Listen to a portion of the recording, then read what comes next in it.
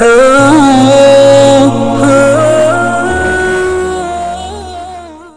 لوگ چھوٹے تھے تو ہمارے والد صاحب نے سب سے پہلا جو حدیث سکھائی ہم کو یہی سکھائی، حب الدنیا رأس کل خطیئہ۔ مجھے یاد ہے دنیا کی محبت ہر گناہ کی جڑ ہے۔ اس کا مطلب یہ ہوا کہ اللہ کے رسول صلی اللہ علیہ وسلم ہمیں یہ سمجھا رہے ہیں کہ آخرت کی محبت ہر نیکی بھی بنا دیا کہ حب الآخرتی رأس کل حسن۔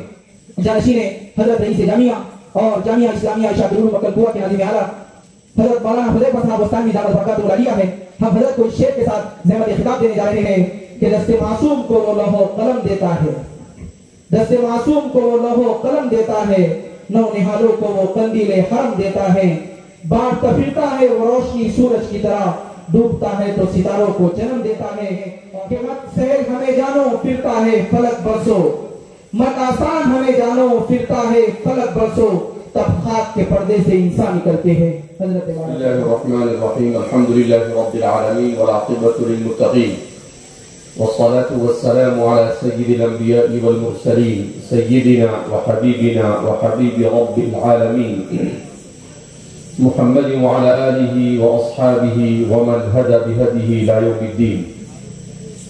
قال الله تبارك وتعالى في كتابه المجيد والفرقان الحميد، فأعوذ بالله من الشيطان الرجيم، بسم الله الرحمن الرحيم، إن الدين عند الله الإسلام ومن يبتغي غير الإسلام دينا فلن يقبل منه وهو في الآخرة من الخاسرين۔ وقال النبي صلى الله عليه وسلم الدين النصيحة، أو كما قال صلى الله عليه وسلم۔ برادران اسلام، سب سے پہلے ہم رب کریم کا شکر ادا کرتے ہیں کہ اس رب ذوالجلال نے محض اپنے فضل خاص سے ہم سب کو ایمان اور اسلام کی عظیم نعمت سے مالا مال فرمایا۔ اللہ رب العزت نے ایمان اور اسلام کی جو نعمت عطا فرمائی، یہ وہ نعمت ہے جو انسان کو زندگی جینے کا طریقہ سکھاتی ہے۔ آج کی ترقی یافتہ دنیا سائنس اور ٹیکنالوجی کے اعتبار سے چاہے کتنی ہی بلندی پر پہنچ چکی ہو، مگر آج کی تہذیب، مادی تہذیب نے اس بات کو ثابت کر دیا کہ دنیا میں انسان اس وقت تک انسان بن کر زندگی نہیں گزار سکتا ہے جب تک کہ اس کے پیش نظر آخرت کا تصور نہ ہو۔ اگر انسان کے سامنے مرنے کے بعد کی زندگی میں اس کا کیا ہونے والا ہے اور اس کے ساتھ کیا انجام ہوگا وہ فکر نہیں، تو انسان اپنی تمام تر مادی ترقی کے باوجود بھی وہ انسان بن کر زندگی نہیں گزار سکتا ہے۔ آپ کہیں کہ یہ کیسے ہو سکتا ہے؟ آج کی دنیا کا ہم مطالعہ کر سکتے ہیں کہ آج کی دنیا میں سب سے بڑی جو سازش کی گئی اور سب سے زیادہ جو محنت کی گئی، جب سے استعمار مغرب عالم اسلام میں اور دنیا کے مختلف خطوں میں داخل ہوا، اس نے جو سب سے زیادہ محنت کی وہ اس بات کی محنت کی کہ زندگی کے ہر شعبے کو دین سے کاٹ دیا جائے، تعلیم سے دین کو کاٹ دیا جائے، قانون سے دین کو ختم کر دیا جائے، سیاست سے دین کو ختم کر دیا جائے، زندگی کے ہر اجتماعی اور انفرادی شعبے سے دین کو جدا کر دیا جائے۔ ان کی اس سازش اور ان کی اس فکر نے اور ان کی اس محنت نے دنیا کو کیا دیا؟ کوئی کہے گا کہ اس کی وجہ سے دنیا ہوائی جہاز میں اڑنے لگی، کوئی کہے گا اس کی وجہ سے لوگ موبائل پر بات کرنے لگے، کوئی کہے گا اس کی وجہ سے بڑی بڑی بلڈنگیں وجود میں آ گئی۔ سب چیزیں صحیح، مگر کوئی یہ بتا سکتا ہے کہ کیا انسان کو چین اور سکون حاصل ہوا؟ نہیں حاصل ہوا۔ کیوں انسان کو چین اور سکون نہیں حاصل ہوا؟ اس لیے کہ انسان کا سکون یہ بلڈنگوں میں نہیں، انسان کا سکون مال و دولت اور تجارت میں نہیں، انسان کا سکون انڈسٹریوں میں نہیں، انسان کا سکون کوآپریٹ سوسائٹیوں میں نہیں، انسان کا سکون یہ کہاں پر ہے؟ قرآن کہتا ہے الا بذکر اللہ تطمئن القلوب، کہ دلوں کو اطمینان ملتا ہے اللہ سے جڑنے سے۔ جب تک کہ انسان کا رشتہ اس کے خالق اور مالک کے ساتھ مضبوط نہیں ہوتا، وہاں تک کہ انسان چین کا سانس نہیں لے سکتا ہے۔ آج دنیا کے مالداروں سے پوچھا جائے کیا انہیں نیند کی گولی کے بغیر نیند آتی ہے؟ کیا ان کا کھانا ڈائجسٹ کی گولی کے بغیر ہضم ہوتا ہے؟ تو آپ کو 100% یہ کہیں گے کہ ہماری صورتحال یہی۔ قرآن کریم اسی کو کہتا ہے نسوا اللہ فانساہم انفسہم، انہوں نے اللہ کو بھلا دیا تو اللہ نے خود ان کو ان کی ذات سے دور کر دیا۔ اسی لیے مفکر اسلام حضرت مولانا علی میاں ندوی نور اللہ برقدہ فرمایا کرتے تھے کہ یہ جو مدارس ہے، جن مدارس کو امت آج اہمیت کی نگاہ سے نہیں دیکھتی ہے، کہا یہ مدارس یہی امت کی بقا کا سب سے اہم ذریعہ ہے۔ آپ فرماتے تھے کہ یہ مدارس انسان کو انسان بناتے ہیں، انسان کو انسان بناتے ہیں۔ یہ انسان سازی کے ادارے ہیں اور انسان سازی کی فیکٹریاں ہیں۔ کوئی کہے کہ ایسا کیسے ہو سکتا ہے کہ انسان کہیں اور نہیں بنتا ہے؟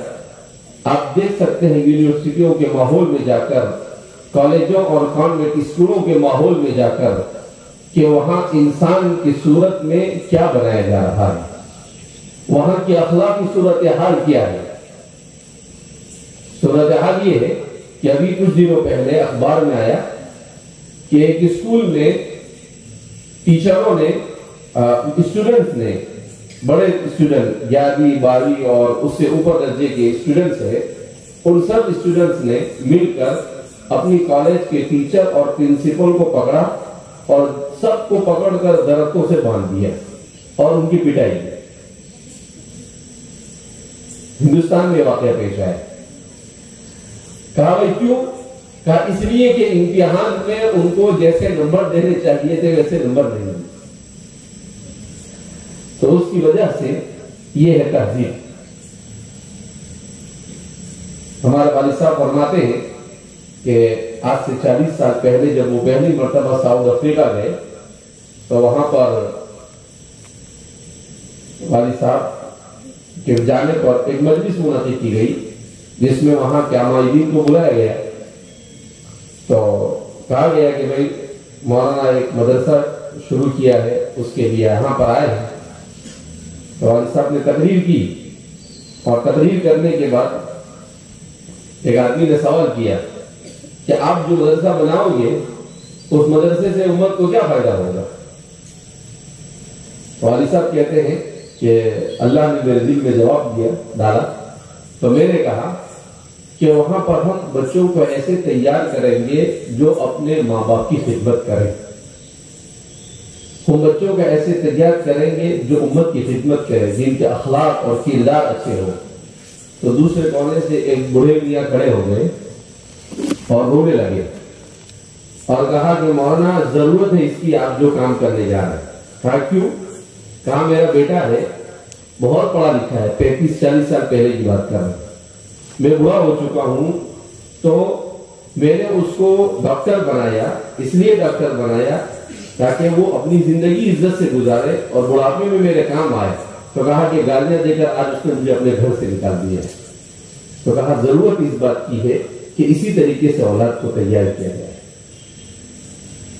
پھر کار میں دوسرے کونے سے دوسرا بوڑھے میاں کھڑے ہوئے، وہ بھی اپنی ایسی شکایت کہ میں نے اپنے بچے کو وکیل بنایا لیکن آج میرا بچہ سالوں ہو گئے، نہ میں نے اس کا منہ دیکھا ہے اور نہ اس نے میرا منہ دیکھا۔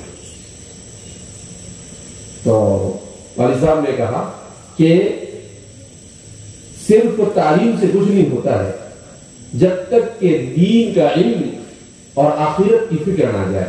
ابھی 2-4 دن پہلے حکیم الامت مجدد ملت حضرت تھانوی رحمۃ اللہ علیہ کا ایک ملفوظ میری نظر سے گزرا, مجھے بڑا پیارا لگا. حضرت نے لکھا کہ حدیث پاک میں نبی کریم صلی اللہ علیہ وسلم نے ارشاد فرمایا حب الدنیا رأس کل خطیہ, دنیا کی محبت ہر گناہ کی جڑ. ہم لوگ چھوٹے تھے تو ہمارے والد صاحب نے سب سے پہلا جو حدیث سکھائی ہم کو یہی سکھائی, حب الدنیا رأس کل خطیہ. مجھے یاد ہے میں 5-7 سال کا تھا تو عصر کے بعد والد صاحب اسی زمانے سے طلباء میں نصیحت کرتے ہیں تو کہا کہ سب بچوں سے کہا کہ یہ حدیث سب کو یاد ہونی چاہیے, اور کہا کہ میرا چھوٹا سا بچہ ہے اس کو یاد ہے, تو مجھے بلایا, کہا کہ سناؤ حدیث. تو میں نے سنا ہے وہاں پر حب الدنیا رأس کل خطیہ, دنیا کی محبت ہر گناہ کی جڑ. حضرت تھانوی رحمۃ اللہ علیہ نے اس حدیث کو عجیب انداز میں سمجھایا. حضرت نے جب سمجھایا کہ اس حدیث میں نبی کریم صلی اللہ علیہ وسلم نے فرمایا کہ دنیا کی محبت ہر گناہ کی جڑ ہے, اس کا مطلب یہ ہوا کہ اللہ کے رسول صلی اللہ علیہ وسلم ہمیں یہ سمجھا رہے ہیں کہ آخرت کی محبت ہر نیکی کی جڑ. سبحان عجیب فرما ہو گیا, آخرت کی محبت ہر نیکی کی جڑ ہے. تو میں نے اس کا عربی بنا دیا کہ حب الآخرتی رأس کل حسنہ, کہ آخرت کی محبت ہر حسنہ کی جڑ ہے.